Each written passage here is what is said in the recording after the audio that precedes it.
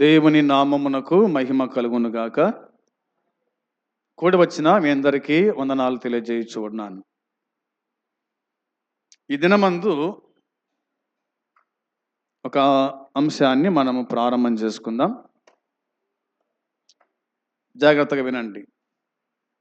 ఎవరైతే రక్షింపబడలేదో, వింటున్నారా? ఎవరైతే రక్షించబడలేదో వారు నరకములో ఎల్లకాలము జీవిస్తారు. అర్థమైంది మాట? ఎవరైతే రక్షించబడలేదో వారు ఎల్లకాలము నరకములో జీవిస్తారు. ఎవరైతే రక్షించబడినారో వారు ఎల్లకాలము దేవుని రాజ్యములో ఉంటారు. వింటున్నారు కదా? ఇక్కడ నేను చెప్పిన మాట గుర్తుందే మీకు? ఎవరైతే రక్షించబడరో వారు ఎల్లకాలం ఎక్కడ ఉంటారు? నరకములో ఉంటారు. ఎవరైతే రక్షించబడి ఉంటారో వారు ఎల్లకాలం ఎక్కడుంటారు? దేవుని రాజ్యములో ఉంటారు. మరి నువ్వు రక్షించబడినావా, నువ్వు రక్షించబడలేదా అనేది మీకు తెలుసు. కాబట్టి ఈ మాటలు ఈ దినమందు మనము జాగ్రత్తగా ఆలకించాలని మనవి చేస్తూ ఉన్నాను. రండి, మత్తయి సువార్త 10వ అధ్యాయము 28వ వచనం చూడండి. మత్తయి సువార్త 10వ అధ్యాయము 28వ వచనము చదవాలి. 28వ వచనం. మరియు ఆత్మను చంపనేరక శరీరమునే చంపువారికి భయపడకుడి గాని ఆత్మను దేహమును కూడా నరకములో నశింపజేయగల వానికి మిక్కిలి భయపడుడి. ప్రార్థన చేసుకుందాం. ప్రేమగల తండ్రి, పరిశుద్ధుడు అయిన దేవ, నీ పాదములకు వందనాలు, స్తోత్రాలు, కృతజ్ఞతాస్తుతులు చెల్లించుకుంటున్నాము. దేవా, ఈ దినమందు, ఈ సమయమందు నీ సన్నిధికి కూడి రావడానికి మీరు మాకు ఇచ్చిన ఈ భాగ్యాన్ని బట్టి స్తోత్రం. పాటల్లో తోడై ఉన్నారు తండ్రి, మీకు స్తోత్రాలు. వాక్యము చదువుకున్నాం, దీవించి ఆశీర్వదించండి. మీరే మాతో మాట్లాడండి. ఎవరైతే రక్షించబడలేదో వారు ఎల్లప్పుడూ నరకములో జీవిస్తారు అని ఈ మాట మీద మేము ధ్యానం చేస్తుండగా మీరే మాతో మాట్లాడండి. దేవా, నేను మాట్లాడితే ఎవరు వినరు, మీరే మాట్లాడండి. పాపికి రక్షణ, విశ్వాసికి ఆదరణ కలిగించుమని, దీనదాసుని కూడా మరుగుపరిచి మీరు మాట్లాడుమని యేసుక్రీస్తు పరిశుద్ధమైన నామంలో ప్రార్థించి అడిగి వేడుకుంటున్నాము తండ్రి. ఆమెన్. మత్తయి సువార్త 10వ అధ్యాయము 28వ వచనం మనం చదువుకున్నాం.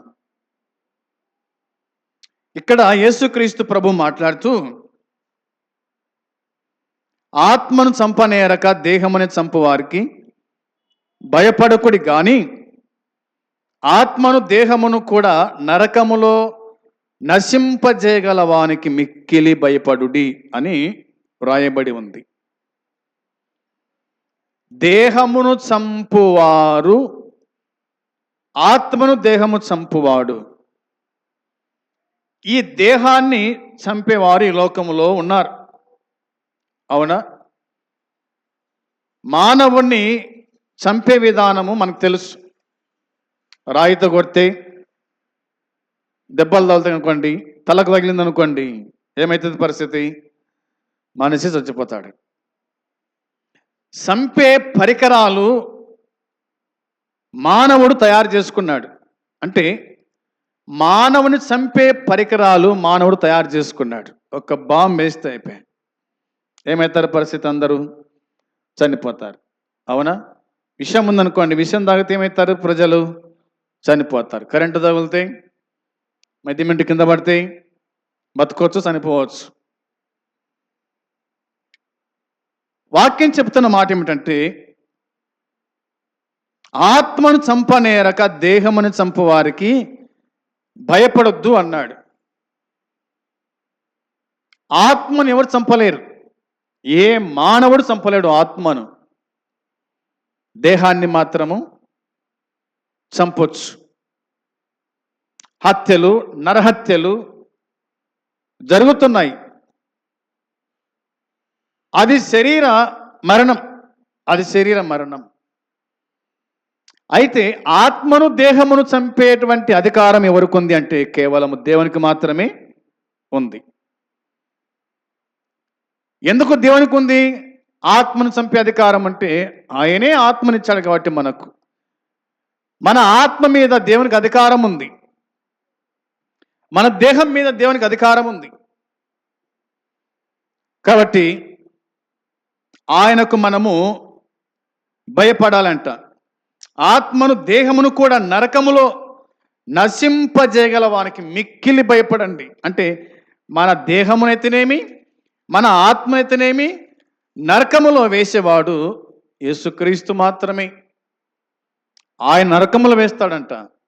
నరకము అనగా అగ్ని గుండం. నరకం అంటే అగ్ని గుండం, అంతే కదా. షడ్రకు మెస్సెక్కు అబేద్నెగో వారిని దేంట్లో వేసినారు? మండుచున్న అగ్నిగుండములో వేశారు. వేసిందెవరు? వేయించిందెవరు? రాజు. వేసిందెవరు? మనుషులు. అవునా? వేసిన వారు ఏమైనారు? కాలిపోయినారు. వేసిన వారు కాలిపోయినారు, దాంట్లో వేయబడిన వారు మాత్రమే బతికినారు. అంటే అగ్నిగుండం నుంచి తప్పించే అధికారం ఎవరికి ఉంది? దేవునికి ఉంది. తాము నమ్మిన దేవునికి ఉంది. కాబట్టి ఆయన తప్పించగలడు, ఆయన కాల్చివేయగలడు గుడుక. అంటే ఆయన ఎందు విశ్వాసం ఉంచిన భక్తులను ఆయన తప్పిస్తాడు, ఆయన ఎందు విశ్వాసం ఉంచని భక్తిహీనులను ఆయన కాల్చివేస్తాడు. అధికారం ఆయనకుంది అని దేవుని వాక్యం గుర్తు చేస్తూ ఉంది. ప్రియమైన సోదరి సోదరులారా, ఆత్మను దేహమును కూడా నరకములో నశింపజేయగల దేవునికి మనం ఏం చేయాలా? భయపడాలి. విశేషించి ఆయన నమ్ముకోవాలి, ఆయనను సేవించాలి, ఆయనను వెంబడించాలి, ఆయనను ఆరాధించాలి అని దేవుని వాక్యమే జ్ఞాపకం చేస్తూ ఉంది. ఇంకోటి మనం గుర్తుంచుకోవాల్సిన మాట ఏమిటంటే, నరకములో మనిషి చచ్చిపోడు. ఇలా బైబిల్ చెప్తూ ఉంది, అగ్ని ఆరదు ఆత్మకు చావు లేదు. అగ్ని ఆరదు ఆత్మకు చావు లేదు. అగ్ని ఆరిపోదంట, మనిషికి ఏం లేదంట, సావు లేదు. కాబట్టి ఎల్లకాలము అందులో ఉండి ఏం చేస్తాడు? మనిషి ఏడుస్తాడంతే. అవునా? ఏడుస్తాడు, కేకలేస్తాడు, నన్ను రక్షించండి, నన్ను కాపాడండి అని ఈ విధంగా నరకములో బాధను అనుభవిస్తాడు. ఆ బాధ అనుభవించకుండా ఉండాలంటే ఏం చేయాలంటే యేసుక్రీస్తును సొంత రక్షకునిగా అంగీకరించాల. ఎవరైతే యేసుక్రీస్తును సొంత రక్షకునిగా అంగీకరిస్తారో వారికి నరకము తప్పుతూ ఉంది. ఎవరైతే యేసుక్రీస్తును కాదని, యేసుక్రీస్తును వెంబడించకుండా, ఆయన నమ్మకుండా జీవితకాలమంతా తమకి ఇష్టానుసారంగా బతికిన వారు ఖచ్చితంగా నరకములో వేయబడతారు. అక్కడ అగ్ని ఆరదు ఆత్మకు చావు లేదని వాక్యము చెబుతూ ఉంది. చూద్దాం, చూడండి బైబిల్లో మత్తయి సువార్త 13వ అధ్యాయము 41, 42 వచనాలు.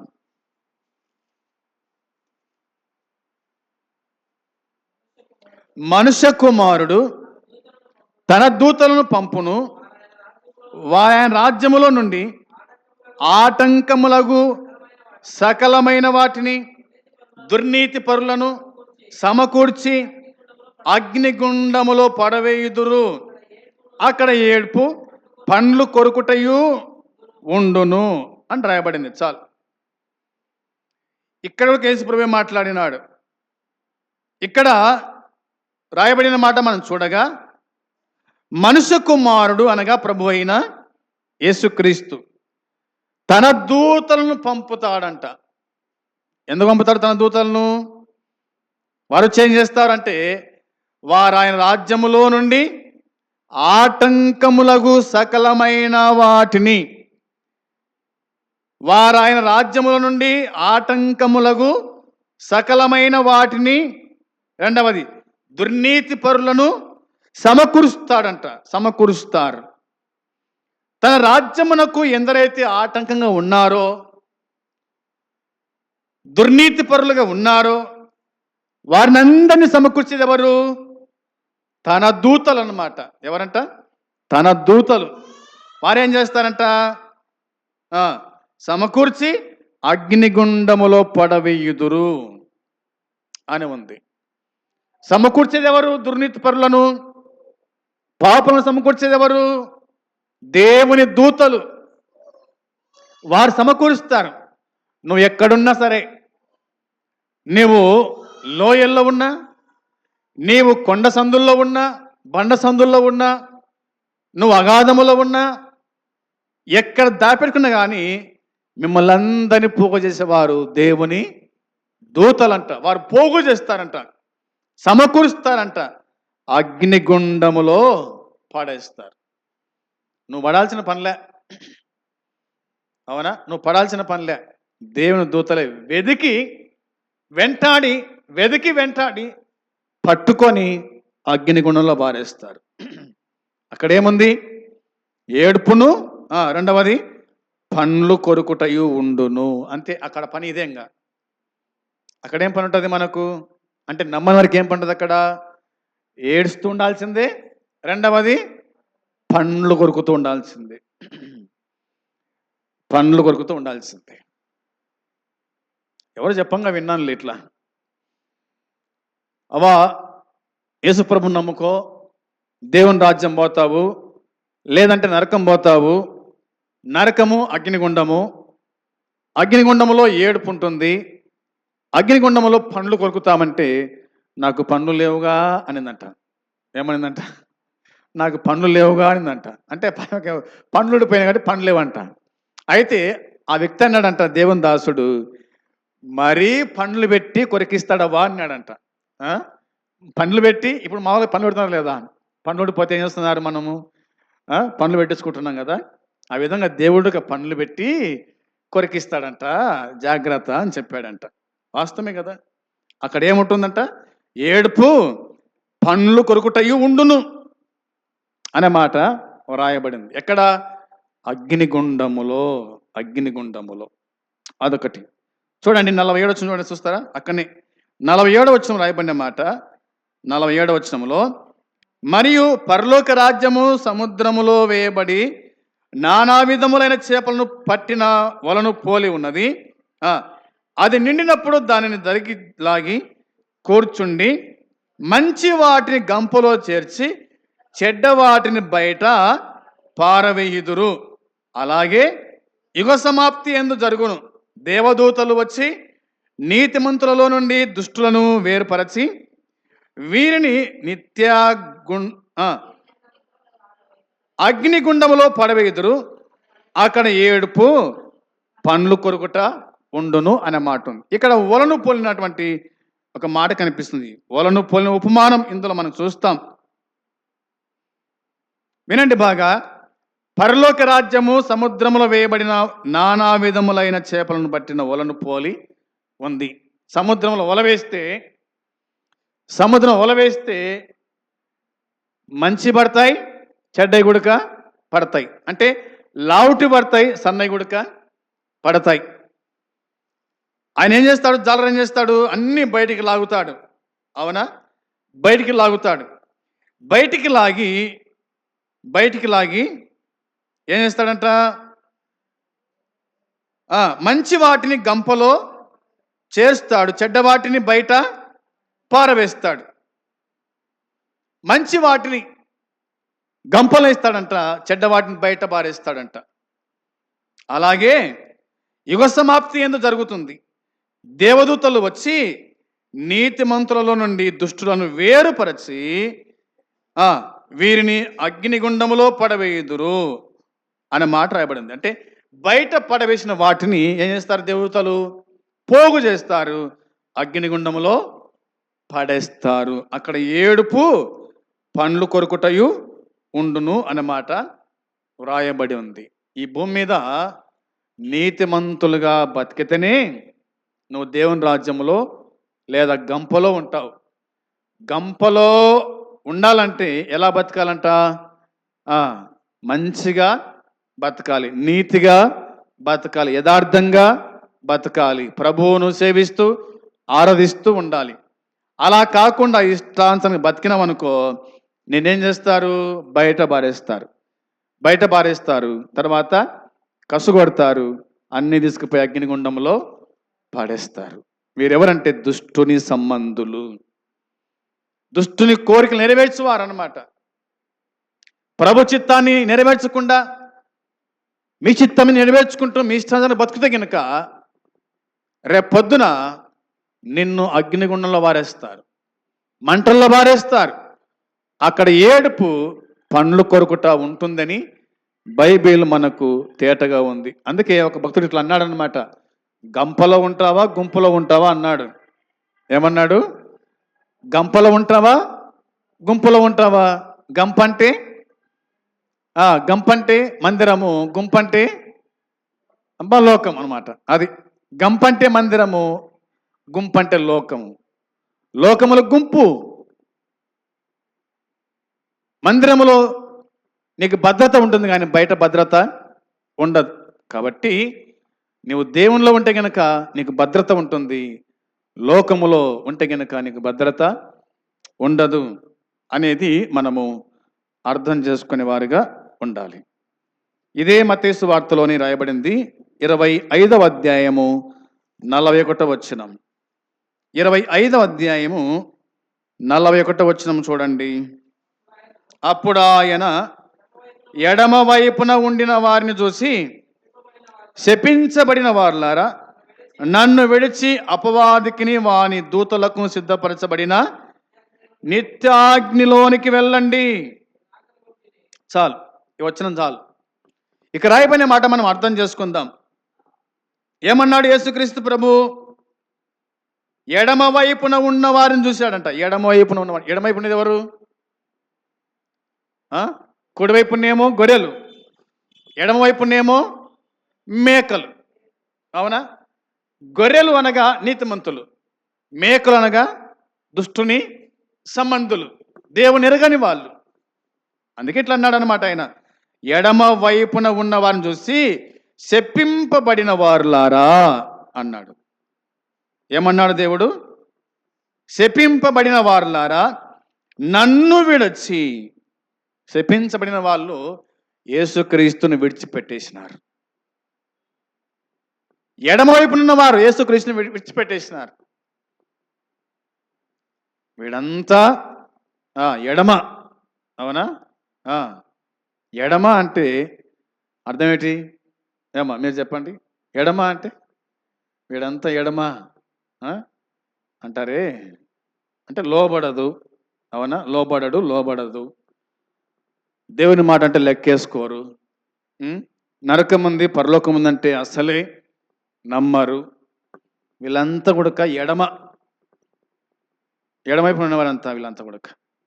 నమ్మేవాడు కుడివైపున ఉంటాడు, నమ్మేవాడు మరి ప్రభు వైపు ఉంటాడు. కాబట్టి వారందరూ కూడా అనే మాట రాయబడి, నన్ను విడిచి అపవాదికిని వాని దూతలకును సిద్ధపరచబడిన నిత్యాగ్నిలోనికి పోవుడి అన్నమాట రాయబడింది. ఎవరి కోసము అగ్నిగుండము దేవుడు సిద్ధం చేశాడంటే? అపవాదికి వాని దూతలకు.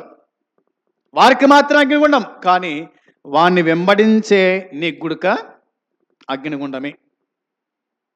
వాణ్ణి వెంబడించే నీకు కూడా అగ్నిగుండం ఉంది. దేవుని నమ్మకపోతే అగ్నిగుండం ఉంది, దేవుని నమ్మితే పరలోకము ఉంది. దేవుని నమ్మకపోతే నువ్వు అపవాది సంబంధివి, దేవుని నమ్మితే నువ్వు దేవుని సంబంధివి. ఎన్నాళ్ళు ఇంకా అపవాది సంబంధిగా ఉంటావు? అపవాది నిన్ను ఏడిపిస్తాడు, అపవాది నిన్ను అగ్నిగుండంలో పడేస్తాడు. అపవాది కనికరం ఉండదు, అపవాదికి ప్రేమ ఉండదు, అపవాదికి నీ మీద జాలి దయ అంటూ ఏముండదు. నువ్వు అగ్నిగుణాలు పడాలని అతని ఆశ. అందుకోసమే ఇంకా నమ్మాకులే, టైం ఉంది, ఇంకా యవ్వనం ఉంది, వయసు ఉంది అని నిన్ను మాటి మాటికి నీ దగ్గరకు వచ్చి నీ చెవులు చెబుతున్నాడు. నమ్మొద్దు. నమ్ముకుంటే నువ్వు ఏడ నిష్టకుంటావు, నువ్వు ఏడ పరిశుద్ధంగా ఉంటావు అనుకుంటున్నావు? యేసుక్రీస్తు నమ్మితే పరిశుద్ధంగా ఉండాలా, అబద్ధం ఆడకూడదు, దొంగతనం చేయకూడదు, సమయానికి ఆరాధనకు పోవాలా, ప్రార్థన చేసుకోవాలా, బైబిల్ చదువుకోవాలా, అవునా, దేవుని మాట వినాలా. ఇవన్నీ నీతో ఏడవుతుంది అనుకుంటున్నావు? అందుకే నమ్మాకని నీ పక్కకు వచ్చి చెప్తాడు సాతాను. దేవుడు అంటాడు, నువ్వు నమ్ముకుంటే మంచి చూడు, రేపొద్దున ఇబ్బంది పడతావు. ఇప్పుడే వాక్యం వింటున్నావు కదా, నరకం ఉందని వింటున్నావు కదా, ఆ నరకము కేవలం అపవాదికి తన దూతలకు మాత్రమే. నువ్వు నమ్మకపోతే నువ్వు కూడా అగ్నిగుండానికి వెళ్తావని దేవుడు చెబుతూ ఉన్నాడు. మరి మీరు దేవుని మాట వింటారా లేదా అపవాది మాట వింటారా? దేవుని మాట వింటే పరలోకము. మనం పాట పాడుకున్నాం కదా, ఏమని పాడుకున్నాం పాట? మన బలమైన దేవాది దేవుని రాజ్యము సమీపించుచున్నది, అవునా? తర్వాత ఆకలి దప్పులు ఉండవు. ఆ రాజ్యంలో ఏముండవంట? ఆకలి దప్పులు ఉండవు. అది ఆనంద రాజ్యము, అది పరిశుద్ధులు నివసించే రాజ్యము అని మనం పాట పాడుకున్నాం. మంచిదే. మరి ఆ దేవుడే మనకు బలమైన వాడు కాబట్టి తప్పించువాడు ఆయనే అనేది గుర్తుంచుకోవాలా. నువ్వు నరకానికి వెళ్తున్నావు అంటే అర్థం ఏంటంటే నువ్వు దేవుని మాట వినకుండావు కాబట్టి నువ్వు నరకానికి వెళ్తున్నావు. అది వాక్యమే మనకు గుర్తు చేస్తూ ఉంది. ఇంకేం రాయబడింది చూడండి బైబిల్లో, నేను మీకు జ్ఞాపకం చేస్తూ ఉన్నాను. 46 చూడక్కని రాయబడింది. 46 వచనంలో, వీరు నిత్య శిక్షకును నీతిమంతులేమో నిత్య జీవమునకును పోవుదరని మాట ఉంది. ఎవరు? ఎడమవైపున ఉన్నవారేమో నిత్య శిక్షకు వెళ్తారంట, నీతిమంతులేమో నిత్య జీవమునకు వెళ్తారు. అది గుర్తుంచుకోవాలా. లూకాసు వార్త 16వ అధ్యాయం, లూకాసు వార్త 16వ అధ్యాయము 23 నుంచి 26 వరకు. అప్పుడు అతడు పాతాళములో బాధపడుచు కనులెత్తి దూరం నుండి అబ్రహామును అతని రొమ్మున ఆనుకుని ఉన్న లాజరును చూసి, తండ్రివైన అబ్రహామా, నా యందు కనికరపడి తన వేలుకొనను నీళ్ళలో ముంచి నా నాలుకను చల్లార్చుటకు లాజరును పంపుము, నేను అగ్నిజ్వాల యాతన పడుచున్నానని కేకలు వేసి చెప్పాను. అందుకు అబ్రహాము, కుమారుడా, నీవు నీ జీవితకాలమందు నీకిష్టమైనట్లు సుఖం అనుభవించితివి, అలాగునని లాజరు కష్టము అనుభవించనని జ్ఞాపకము చేసుకొనుము. ఇప్పుడైతే వాడు ఇక్కడ నెమ్మది పొందుతున్నాడు, నీవు యాతన పడుచున్నావు. అంతేకాక ఇక్కడి నుండి మీ వద్దకు దాటగోరు వారు దాటిపోజాలకున్నట్లును, అక్కడి నుండి వారు మా యొద్దకు దాటి రాజాలకున్నట్లును మాకును మీకును మధ్య మహా అగాధం ఉంచబడి ఉన్నదని చెప్పాను అన్నమాట ఉంది. ఇక్కడ లాజరు ఉన్నాడు, ధనవంతుడు ఉన్నాడు, అవునా? లాజరు ధనవంతుడు. లాజరేమో దేవుని నమ్మినవాడు, ధనవంతుడేమో ధనమును నమ్ముకున్నవాడు, అవునా? లాజరేమో ప్రభుకి ఇష్టంగా బతికినాడు, ఆకలిగా ఉన్నాడు, దాహంగా ఉన్నాడు, శరీరము బలహీనత ఉంది, అనగా రోగం ఉంది, స్థలము లేదు, ఒకవేళ స్థలం ఉన్నప్పటికీ ఇల్లు లేదు, తోటివారు లేరు, ఆదరించేవారు లేరు, తనకు చూపించేవారు లేరు, తనకు భోజనం పెట్టేవారు లేరు. ఎక్కడున్నాడు తాను లాజరు అంటే ధనవంతుని ఇంటి వాకిట పడి ఉన్నాడు, అనగా గేటు దగ్గర పడినాడు. ఇంటి వాకిట అంటే మళ్ళా తేడా అవుతుంది కదా, గేటు దగ్గర పడి ఉన్నాడు. వాన, ఎండ, చలి, అవునా, ఇవి కాకుండా కుక్కలు వచ్చి తన కురుపులను నాకెను అని మార్కు రాయబడింది. ఇంత దరిద్రంగా బతికినటువంటి లాజరు ప్రభుకి ఇష్టంగా బతికినాడు. నాకెందుకు ఇట్లా అని అనుకోలేదు, అవునా? నేను దేవుని నమ్ముకున్నా కదా, నాకెందుకు ఈ రోగము, అవునా? నాకెందుకు ఈ రోషికలు, ఈ కుక్కలు నాకుతున్నాయే, ఈ దేవునికి కనికరం లేదా, దయ లేదా, జాలి లేదా, ఎందుకు పుట్టించాలా, చంపొచ్చు కదా అని అన్నవాడు కానే కాదు, గొనిగినవాడు కానే కాదు. ప్రియమైన వాళ్ళారా, గమనించండి, శరీరం ఉన్నంత కాలము రోగాలు వస్తాయి అందరికీ. నీతిమంతులకు వస్తాయి, అవినీతిమంతులకు వస్తాయి, పరిశుద్ధులకు వస్తాయి, అందరికి వస్తాయి. అయితే మనము దేవుణ్ణి ఏమాత్రం కూడా నిందించకూడదు. నాకెందుకు ఇట్లా షుగరు, బీపీ కదా, నాకెందుకు ఇట్లా నొప్పులు, బాధలు కదా, నాకెందుకు ఇల్లు లేదు, నాకెందుకు స్థలము లేదు, నాకెందుకు ఉండడానికి సరి నివాసము లేదు అంటే, ఒకవేళ దేవుడే అట్లా పెట్టినాడేమో నిన్ను, అలా ఉంచాడేమో నిన్ను, నువ్వేం చేయాలంటే దాంట్లోనే సంతృప్తి చెందేవారుగా ఉండాలి. నేను ఒక మాదిరిగా ఆయన పెట్టాడు. ఎవరికి మాదిరిగా లాజరుని పెట్టాడంటే ధనవంతునికి మాదిరిగా. ధనవంతుడు చూస్తూ ఉన్నాడు, తన ఆకలి ఎరుగు, తన దాహం ఎరుగు, తన స్థితిగతులు ఎరుగు, కానీ ఏనాడే కానీ లాజరు బాగున్నావా అన్నవాడు కాదు, లాజరు తిన్నావా అన్నవాడు కాదు, లాజరు నీళ్ళు తాగినావా అన్నవాడు కాదు, లాజరు ఎండకెట్టున్నావు అన్నవాడు కానే కాదు, లాజరు వాన తడుస్తున్నావు నాయన కొంచెం లోపలికి రా అన్నవాడు కానే కాదు. ఇప్పుడు ఇద్దరు మరణించినారు. మరణము అందరికి వస్తుంది, నీతిమంతులకు వస్తుంది, అవినీతిమంతులకు మరణము వస్తుంది. నీతిమంతుల మరణము దేవుని దృష్టికి విలువైంది, దుష్టుల మరణము వారిని నాశనానికి తీసుకుని వెళ్తుంది. లాజరు మరణించాడు, దేవదూతలు వచ్చి పరలోకానికి తీసుకుని వెళ్ళారు. ధనవంతుడు మరణించాడు, ఘనంగా సమాధి చేశారు అన్నదమ్ములు. లాజరు మరణించి పరలోకములో అబ్రహాము రొమ్మున అనుకున్నాడు. అక్కడ ఆనందము, సంతోషం. అక్కడ ఆకలి లేదు, దప్పిక లేదు, శరీర అనారోగ్యత లేదు. అతడు ఆరోగ్యకరంగా దేవుని కాడ లేదా అబ్రహాము కాడ ఉన్నాడు. అయితే ధనవంతుడు చూడండి, వాక్యం చెబుతున్నట్టుగా ఆ మాట చదువుతారా? మరోసారి ఆ మాట చూద్దాం, చూడండి. 23వ వచనం కదా. అప్పుడు అతడు పాతాళములో బాధపడుచు, అప్పుడు అతడు పాతాళంలో బాధపడచ్చు. ఎవరు? ధనవంతుడు కూడా చనిపోయి పాతి పెట్టబడెను అనుంది 22వ వచనములో. అప్పుడు అతడు పాతాళంలో బాధపడుచు ఉన్నాడు. బాధపడుతూ కనులెత్తి దూరము నుండి అబ్రహామును అతను రొమ్మున ఆనుకుని ఉన్న లాజరును చూచి అన్నమాట. చూచాడంట. అబ్రహాము కనిపించాడు, చూచినప్పుడు లాజరు కనిపించినాడు. 24వ వచనములో, తండ్రివైన అబ్రహామా, నా యందు కనికరపడి తన వేలుకను నీళ్ళలో ముంచి నా నాలుకను చల్లార్చుటకు లాజరును పంపుము అన్నాడు. ఎవరు గుర్తుకొచ్చినాడు ఇప్పుడు? అగ్నిగుండంలో పడిన తర్వాత తండ్రివైన అబ్రహామా అని పిలుస్తున్నాడు. తండ్రివైన అబ్రహామా, నా యందు కనికరపడి, నా యందు కనికరపడి తన వేలును, అవునా, తన వేలుకొనను నీళ్ళలో ముంచి నా నాలుకను చల్లార్చుటకు లాజరును పంపు. నా యందు కనికరపడు. భూమి మీద ఉన్నప్పుడు కనికరపడ్డా? భూమి మీద ఉన్నప్పుడు నీళ్లు పోసినాడా? భూమి మీద ఉన్నప్పుడు ఆహారం పెట్టాడా? ఇప్పుడైతే ఏమంటున్నాడు, ఏమడుగుతున్నాడు?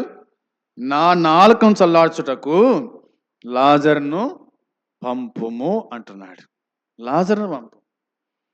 ఎప్పుడు గుర్తుకొచ్చిన లాజరు? ఎప్పుడు గుర్తుకొచ్చాడు లాజరు? ధనవంతునికి. పేదవాడు ఎప్పుడు గుర్తుకొచ్చినాడు? గమ్యాలు వేరైన తర్వాత, అవునా? లాజరు పైన ఉన్నాడు, ధనవంతుడేమో పాతాళంలో ఉన్నప్పుడు గుర్తుకొచ్చాడు. బతుకున్నప్పుడు గుర్తుకురాలే. బతుకున్నప్పుడు ఎవరు గుర్తుకురారు, డబ్బు ఉన్నప్పుడు ఎవరు గుర్తుకురారు, ఆస్తి ఉన్నప్పుడు ఎవరు గుర్తుకురారు, ఉద్యోగాలు ఉన్నప్పుడు ఎవరు గుర్తుకురారు, అవునా? ఒక హోదా, ఒక స్థితి ఉన్నప్పుడు ఎవరు గుర్తుకురారు. ఎప్పుడు గుర్తుకొస్తారు? అన్ని పోయిన తర్వాతనే, అవునా? అన్ని పోయిన తర్వాత అప్పుడు గుర్తుకొస్తారు. చేయి దాటిపోయిన తర్వాత గుర్తుకొస్తే ఏముంది, గుర్తుకు రాకుంటే ఏముంది? చేయి దాటిపోయింది, గమ్యాలు వేరైపోయినాయి. ఒకే స్థలంలో కలిసి బతికిన, ఒకే ఇంట్లో కలిసి బతికిన, ఒకే కంచంలో తిని పెరిగిన గమ్యాలు వేరిన తర్వాత ఇక తేడానే, అంతే. ఏలుకు ఏలు విధంగా ఎడంగుంటాయో అంతే. ఇంకా ఇప్పుడు కనికరం కోరితే, ఇప్పుడు దయ కోరితే సాధ్యమవుతుందా? అందుకే అబ్రాహాము అన్నాడు, మీ యొద్దకు దాటగోరి వాడు దాటలేడు, మా యొద్దకు రావంటే కుదరదు. మధ్యన ఏముందట? అగాధం, మధ్యన అగాధం ఉంచబడిందని చెప్పినాడు. వినండి బాగా, నేను ఈ అగ్నిజ్వాలలో యాతన పడుచున్నాను కేకలు వేశాడు. అగ్నిజ్వాలల్లో ఏముంటుంది? యాతన ఉంటుంది, బాధ ఉంటుంది, ఏడుపు, కన్నీళ్లు ఉంటాయి. 25 వచనం రాయబడింది. అబ్రాహాము అంటున్నాడు, కుమారుడా, నీవు నీ జీవిత కాలమందు నీకిష్టమైనట్లు సుఖం అనుభవించుతివి. కుమారుడా, నీవు నీ జీవిత కాలమంతయు ఉడక నీకిష్టం వచ్చినట్టు, కంటికి ఏది ఇష్టమో, కాలికి ఏది ఇష్టమో కదా, ఏది ఇష్టమో చేశాడు, అంతేం లేదు. నీ ఇష్టానుసారంగా బతికినావు అని అన్నాడు అనమాట. ఇంకేమన్నాడు? ఇంకా నీకు ఇష్టం వచ్చిన బతుకుతున్నావు, సుఖం అనుభవించావు.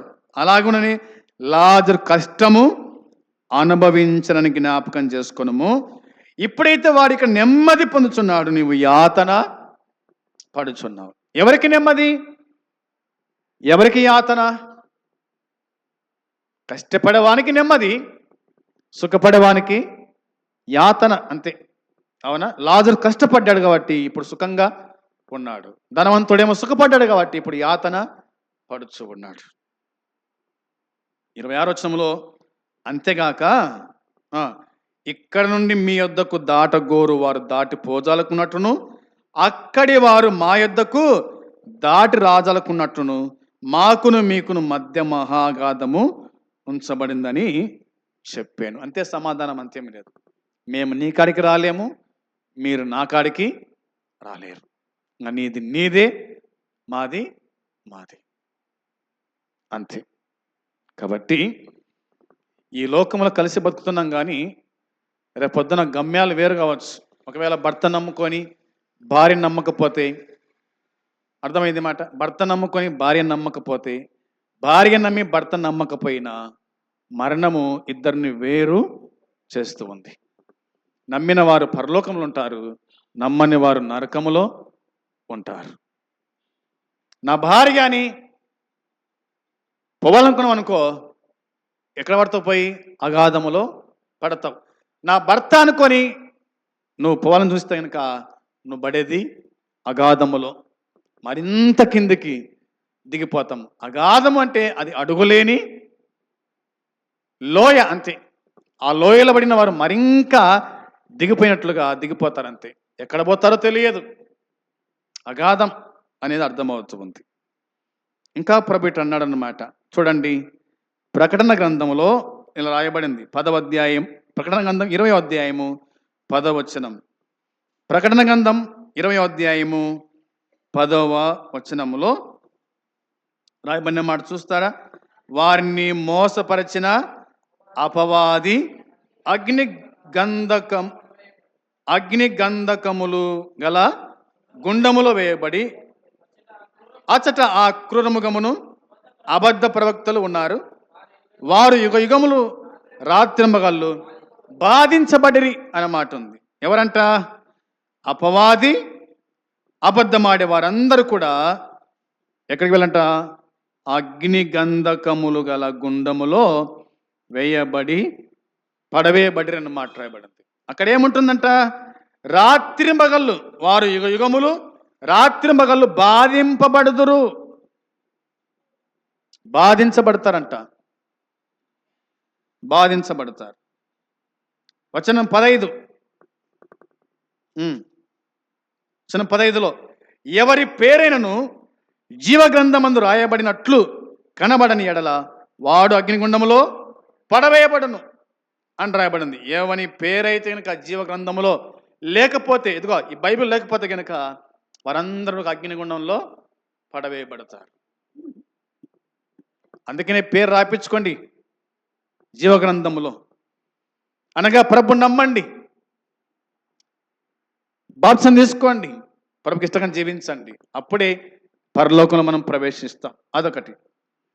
చూద్దాం ఇంకా 21వ అధ్యాయం వచనం 8, 21 వచనం 8 రాయబడిన మాట మనం చదువుకోవాలి. పిరికివారు, అవిశ్వాసులు, అసహీలు, నరహంతకులు, వ్యభిచారులు, మాంత్రికులు, విగ్రహారాధికులు, అబద్ధికులందరూ అగ్ని గంధకములతో మండు గుండములో పాలు పొందుదురు. ఇది 2వ మరణం అని వాక్యం చెబుతుంది.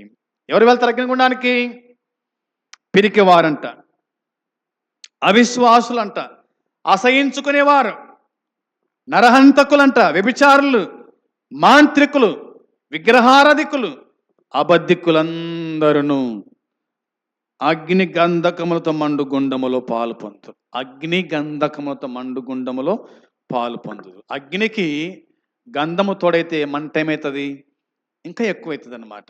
కాబట్టి అగ్నిగుండంలో పాలు పొందుతారంట. అది 2వ మరణం, అది 2వ మరణం. దాంట్లో మీరు పాలు పంపులు పొందుతారని వాక్యం చెబుతుంది. కాబట్టి నరకం, ఎవరైతే రక్షించబడలేదో వారు నరకములో ఎల్లకాలము జీవిస్తారు.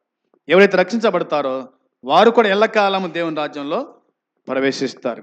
మరి నువ్వు నమ్మి దేవుని రాజ్యం పోతావా, నమ్మకుండా నరకానికి పోతావా? అది నీ చాయిస్ అంతే. నీకు వదిలిపోయబడింది. నేను చెప్తే అమ్మా ప్రభు నమ్ముకోండి నరకం తప్పుతుంది అని నేను చెప్తే మీరు నమ్మరు. కానీ ఇంకా మీరు నమ్మాలి అంతేగా. మీకు దేవుడు చెప్పాడు, నేను చెప్పడం కాదు, దేవుని వాక్యం చెబుతుంది. కాబట్టి ఇక విని మనసు మార్చుకొని ప్రభునకు హృదయం ఇచ్చి మారు మనసు పొంది బాప్తిసం తీసుకొని ప్రభు కోసమై పవిత్రంగా బతికితే తప్ప దేవుని రాజ్యం మనకు లేదు అన్నది గుర్తుంచుకొని జీవిద్దాం. తల వంచండి, కళ్ళు మూసుకోండి, ప్రార్థన చేద్దాం. ఈరోజు నీది కావచ్చు, రేపు మనది కాకపోవచ్చు. ఈరోజు ఇంట్లో, రేపు మట్టిలో.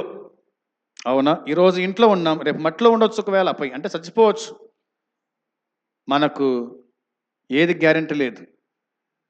గుండు సూదికి గ్యారెంటీ ఉంది, చెప్పులకు గ్యారెంటీ ఉంది కదా, వస్తువుకు గ్యారెంటీ ఉంది. కానీ మన గుండెకు మాత్రం గ్యారెంటీ లేదు. మన గుండె ఎప్పుడు ఆగిపోతుందో తెలియదు, మన దీపం ఎప్పుడు ఆరిపోతుందో తెలియదు, మనం ఎప్పుడు చనిపోతామో తెలియదు. బతుకుండంగానే ప్రభు ఈ మాటలు నీకు గుర్తు చేశాడు. నువ్వు వింటున్నావు వాటి చెప్పాడు. ఇక పశ్చాత్తాపడి పాపక్షమాపణ పొందకపోతే గనక, రేపు చనిపోతే గనక నిత్య నరకాగ్ని గుండంకి వెళ్తావు. అక్కడ అగ్ని ఆరదు, ఆత్మకు చావు లేదు. కాబట్టి సమయం ఉండగానే, నువ్వు బ్రతికుండగానే ప్రభు నమ్ముకో, జీవగ్రంథంలో పేరు రాయించుకో. నువ్వు ఎప్పుడు చనిపోయినా, ఎలా చనిపోయినా దేవుని రాజ్యంలో ఉంటావు. దేవదూతలు వచ్చి తీసుకొని వెళ్ళిపోతారు లాజరు వలె. అలా కాకపోతే కనుక అపవాదికి మన దూతలకు సిద్ధపరచబడిన నిత్యాగ్నిలో వేయబడతాం. అక్కడ ఏడుపు, పండ్లు కొరుకుట, బాధ కదా, దాహము, ఎన్నో ఇంకెన్నెన్నో. జాగ్రత్త పడండి. ప్రభువానికి స్తోత్రము నాయన, స్తుతులు చెల్లిస్తూ ఉన్నాం. మీరు అందించిన లేఖన సత్యాన్ని బట్టి స్తుతిస్తున్నాం తండ్రి. ఎంతమంది ఈ వాక్యం వినగలిగిరో వారి జీవితాల్లో కార్యము జరిగించి ప్రతిఫలం దయచేయండి. పాపములో బతుకుచున్నవారు, వ్యభిచారంలో బతుకుచున్నవారు, నరహత్య, దొంగతనం, ప్రభు ఇంకా ఎన్నెన్నో నీకు అయిష్టకరంగా జీవిస్తున్న వారందరినీ జ్ఞాపకం చేసుకొని రక్షించండి. వారు కూడా నీకు మనసిచ్చి, నీ యందు విశ్వాసం ఉంచి పాపము దూరంగా ఉండి పరిశుద్ధంగా బతికే కృప దయచేసి కాపాడి సహాయపడమని మీకు అప్పగించుకుంటూ యేసుక్రీస్తు పరిశుద్ధమైన నామంలో ప్రార్థించి అడిగి వేడుకుంటున్నాము తండ్రి, ఆమేన్. పరలోకమందున తండ్రి ప్రేమ, మన ప్రభువైన యేసుక్రీస్తు కృప, పరిశుద్ధాత్మ సన్నిధి సహవాసం కూడి వచ్చిన మనకు సకల పరిశుద్ధులకు ఇప్పుడు ఎల్లప్పుడూ సదాకాలము తోడై ఉండును గాక. ఆమేన్. అందరికీ వందనాలు.